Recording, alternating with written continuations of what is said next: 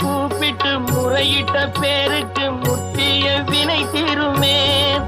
உடல் பற்றிய பிணியாருமே வாழ்க்கை முற்றிலுமே நலம் பெற்று இனி துரமெத்த இன்பம் சேருமே.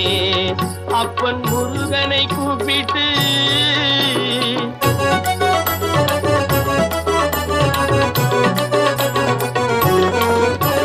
குமரனை கும்பிட்டு கொண்டாடுவோருக்கு குமரனை கும்பிட்டு கொண்டாடுவோருக்கு குறைகள் யாவும் போகுமே.